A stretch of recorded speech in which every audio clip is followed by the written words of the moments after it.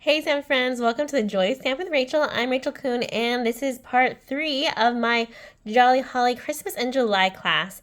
I've already made 2 other cards videos. Please feel free to check those ones out to see how I made them. And in this video I'm showing you how to make this amazing looking card using that cute little bell and one giant greeting for this one. Let's go ahead and set this aside. These are all products you get from my online store. This came out in July as a support to those who are Christmas stampers all year round to give us a jump start on our Christmas card making. And I love all these different fonts here. So many different great sayings and build your own type of messages. So I love the stamp set for that reason. All right, for my class, grab your crumb cake.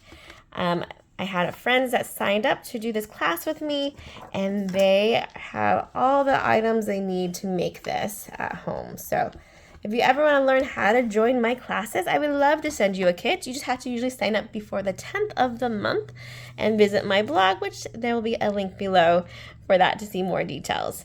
All right, I love to stamp first. That's what we're doing, but we are adding on to each card this time. So our first card was very simple. We had a little bit of die cutting and some stamping. Our second card had some two-tone different ink colors. We added some embossing to that one. This one we're embossing and we're adding stamping blends. So we're just adding more skill levels to help you learn and to use the products you already have.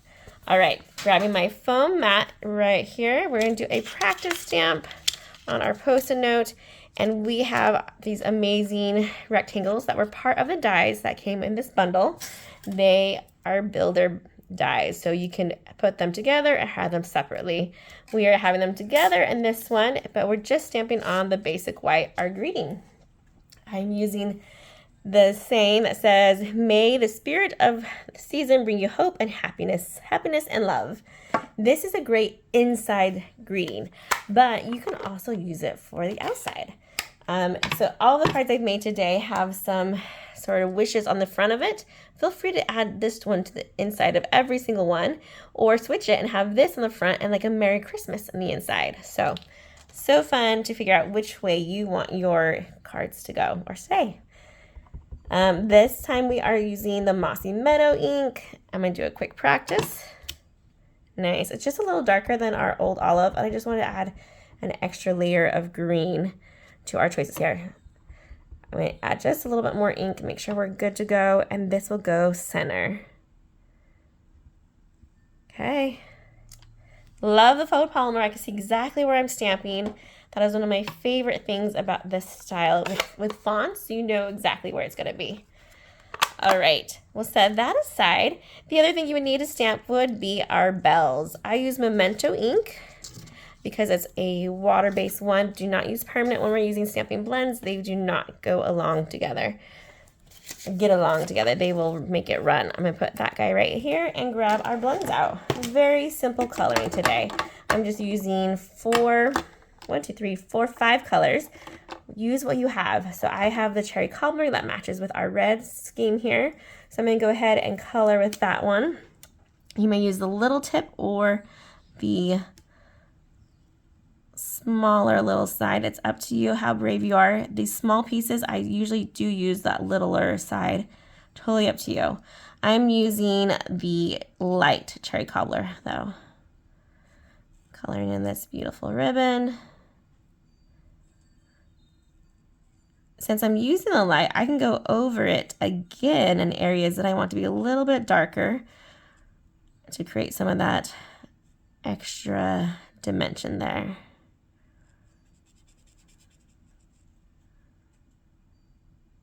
Looking good. Next, we're going to go on to our gray granite. Well, actually, I'm going to do our daffodil delight. I'm going to get rid of the tiny little balls on the end of our bells. Coloring works best when you have a big piece of paper. So I have mine already die cut to skip that step, but I suggest you stamp all of yours in the Memento ink and then go ahead and color them in. I was right, only 4 colors. I didn't need that old olive. So I have a dark gray granite and I have a light smoky slate. Pick which one you want to use. I'm going to use the light for the top of my bell, and then I'm going to use the dark for the inside. Again, totally up to you though. I'm using the brush tip and just going around that pretty ribbon.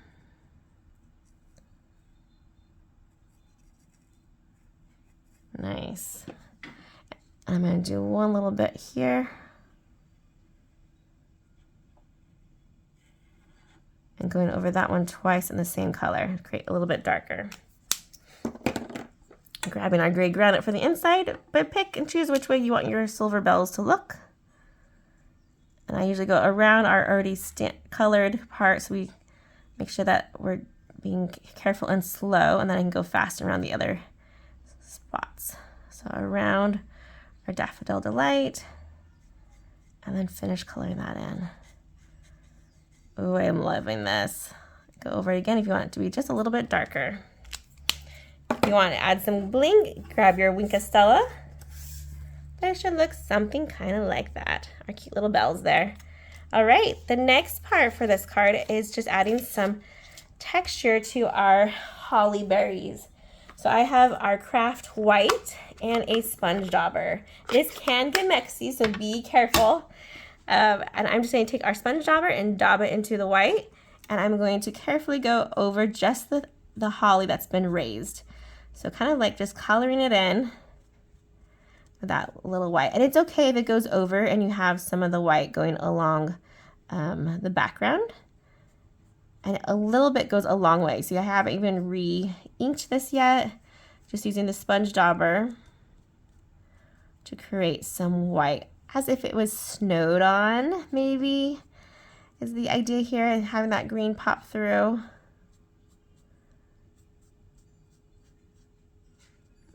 Such a simple way to add some texture and add the color by using a sponge dauber.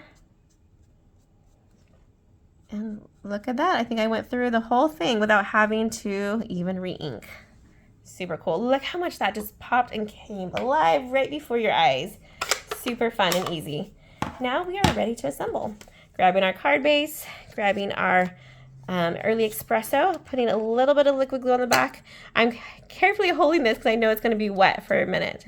That craft ink takes a minute to dry.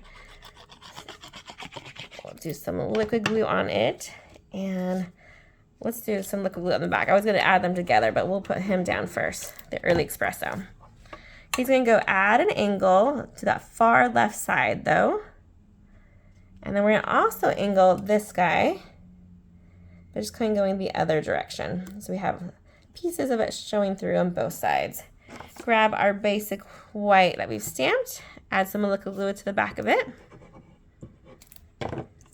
and attach it to our cherry cobbler rectangle. The nice thing about this one is that it has that framing, so it's really easy, that stitch line, kind of a guide so I know where to put it. Grab some dimensionals. We're going to put them on the back of our cherry cobbler and on the back of our bells. One in each corner and one in the center. For my bells, I only want one on the middle of the bell. Remove the backings. And we're going to place this straight up and down, but right over our embossed piece there. And it's going to be more of our right corner. Lower side, not in the center. Adding our bells to the corner here, super cute. And we just need to do some embellishing. This time we are using the clear ones. And you can find, what I did with my original is I put them in the middle of a holly and then had one going up in each direction. So if you have some that looks compatible like that, that's how I suggest doing it. Let me grab this one. Oopsie, I took this cluster off. So I gotta be carefully as we peel those. And I could always use a glue dot if I need to fix it. All right, we're gonna keep that one there and I'll use that one later. If you have troubles getting your berries off, put some heat underneath it with your finger, and that can help peel it off easier too. Let's see if I peel it from the top. There we go. Peel it from the two versus the single side. And I'm going to carefully transfer that to our embossed piece there. Then I'm going to get a clear one, a single one, and just come up at an angle from it. Then we could do the same thing going down below. I'm going to go to this holly there, or that one, either one, just a little further down. Okay. Get these hollies off. These berries, I should say. This time I'm having it going that direction, facing down, and the single one coming at an angle below it. You may add one more single one if you want to have that odd number effect. Totally up to you. All right, you guys, that's card number 3. We'll check out all that texture, that little bell that we use some stamping blends to color, and our great saying on the front. I hope you've had a fun time learning how to make this card, and stay tuned for card number 4. That'll be our most fancy one, so make sure you come back to see that one. Happy stamping, everyone. Goodbye.